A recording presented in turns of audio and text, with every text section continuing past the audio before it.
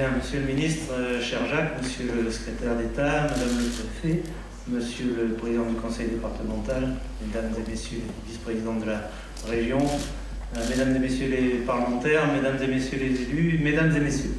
Le président de la communauté d'agglomération est très heureux de vous accueillir dans son centre des congrès, qui est un établissement communautaire, et très heureux d'être un des partenaires institutionnels de cette manifestation sur le thème du numérique, qui est un thème central pour chacun d'entre nous ici, mais pour évidemment chacun des habitants de notre territoire. La Cavale s'inscrit dans un territoire plus large qui est celui de l'arrondissement d'Aurillac, et c'est au niveau du grand territoire de l'arrondissement que nous avons travaillé sur notre schéma de cohérence territoriale. Ce n'est pas de la cohésion, c'est de la cohérence, mais l'un ne va pas sans l'autre.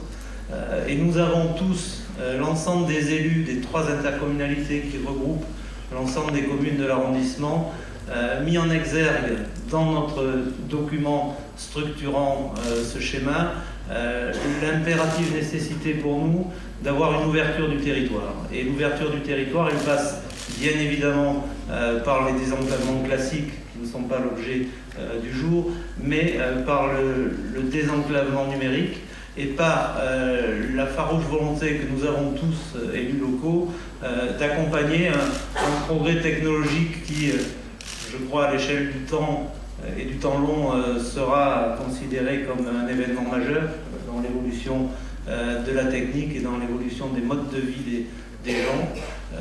Ce thème-là a une grande qualité par rapport à d'autres grandes politiques publiques et de grands équipements dont nous connaissons la difficulté à les implanter, c'est qu'il fait consensus.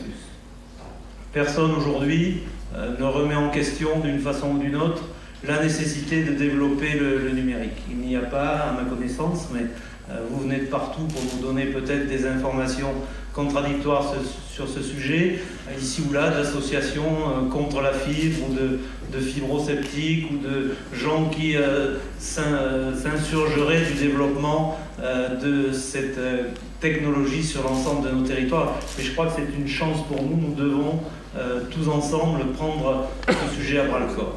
Nous le prenons chacun au niveau de nos territoires. Pour ce qui est de la communauté d'agglomération, l'ensemble des grands services publics que nous gérons, que ce soit l'eau, que ce soit l'assainissement, les transports, etc., sont tous branchés sur les nouvelles offres, et elles ne manquent pas. Nous avons pu en voir quelques-unes lors du passage sur les différents stands.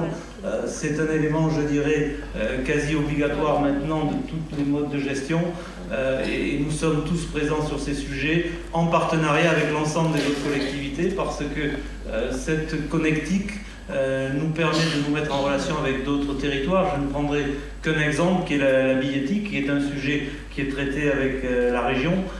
Effectivement, permettre à des gens, via les systèmes numériques, d'avoir un billet qui permet de voyager sur des lignes départementales, sur des réseaux urbains, sur des zones SNCF, c'est un progrès évident. C'est pour les gens qui se déplacent un plus indiscutable, et ça fait partie de nos obligations d'être présents dans ces sujets-là.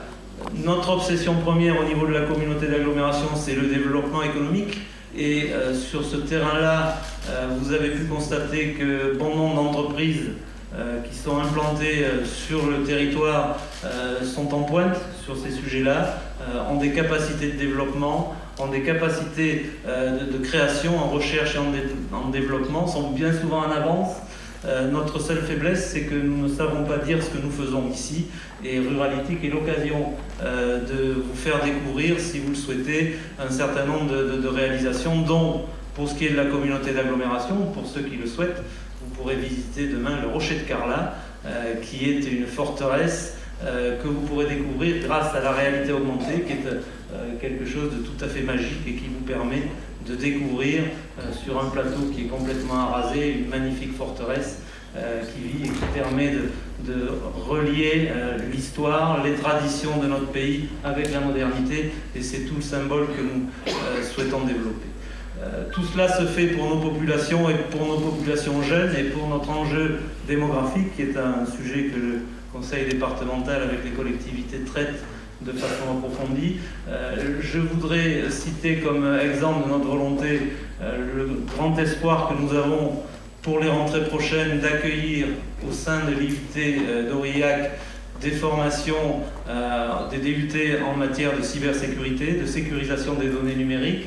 Ce sont des formations nouvelles, ce sont des formations qui nécessitent là aussi des forces de conviction de la part de tous les élus locaux, régionaux et avec le soutien évidemment du ministre pour faire en sorte que arrivent ici 50, 100 et peut-être plus étudiants qui, niveau DUT, auront la possibilité de développer leurs compétences dans des entreprises locales, peut-être de créer leur propre société ici, bref, d'être des éléments de recrutement pour l'ensemble de nos entreprises. C'est en tout cas le vœu que je forme. Je vous souhaite à tous de très bons débats. Merci Sébastien pour ce lancement de Ruraltic et longue vie à cette manifestation qui a toute sa place dans l'agglomération d'Aurillac. Merci à tous. Merci.